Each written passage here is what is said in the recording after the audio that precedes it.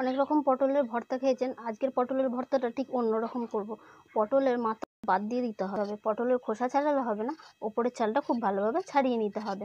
এইভাবে ছাড়িয়ে নিয়েছি। পটলের ছাল ছাড়ানো হয়ে গেলে খুব ভালো করে ধুয়ে পটলটাকে মাঝখান দিয়ে চিড়ে আর একটা করে ফালি করে নেবেন। একটা পটলকে টোটালে 4টে করে ফালি করে নেবেন। এবারে এই পটলের মধ্যে বেশ কিছুটা পরিমাণে হলুদ গুঁড়ো, মতো লবণ হলুদটা খুব ভালো করে উল্টে পাল্টে মাখিয়ে নিতে হবে। বেশ কিছুটা পরিমাণে সাদা তেল দিয়ে দেবো। তেলটা খুব ভালো করে গরম করে নেবো। আপনারা চাইলে সরিষার তেলও ব্যবহার করতে পারেন। গরম হয়ে আসলে কড়াইয়ের মধ্যে ভালোভাবে ছড়িয়ে নিতে হবে। এবার লবণ হলুদ মাখিয়ে নেওয়া পটলগুলো কড়াইয়ের মধ্যে দিয়ে দিতে হবে। নেড়ে চেড়ে খুব ভালোভাবে ভেজে নেব। পটল ভাজা হতে হতে বেশ কিছুটা পেঁয়াজ কেটে নেব। পেঁয়াজ কাটা হয়ে গেলে 2-3 কোয়া রসুন ছাড়িয়ে নেব।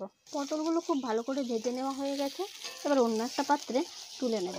পটল ভাজার পর কড়াইয়ে যেটুকুনি তেল আছে তার মধ্যে দিয়ে দিচ্ছি আরেকটু সরিষার তেল। সরিষার তেলটা গরম হয়ে গেলে 2 কোয়া রসুন, একটা শুকনো লঙ্কাকে ছিঁড়ে দিয়ে দেব, আর মিহি করে কুচানো একটা পেঁয়াজ। এবার এই সমস্ত কিছু খুব ভালো করে ভেজে নেব। আপনারা চাইলে এখানে পেঁয়াজটা কাঁচাও ব্যবহার করতে পারেন। পেঁয়াজ লঙ্কা রসুনটা খুব ভালো করে ভাজা হয়ে গেছে।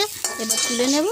এবার ভর্তাটা তৈরি করে নেব। পটলগুলো আগে নিয়ে নিচ্ছে, পেঁয়াজ লঙ্কা রসুনটাও নিয়ে নেব।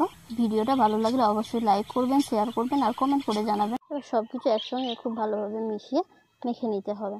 এরকম পটল ভর্তার আরও অনেক রকম রেসিপি হয়। আপনারা যদি দেখতে চান অবশ্যই কিন্তু কমেন্ট করে জানাবেন। এতে আর কোনো লবণের প্রয়োজন নেই, কেননা পটল ভাজার সময় লবণ ব্যবহার করেছিলাম।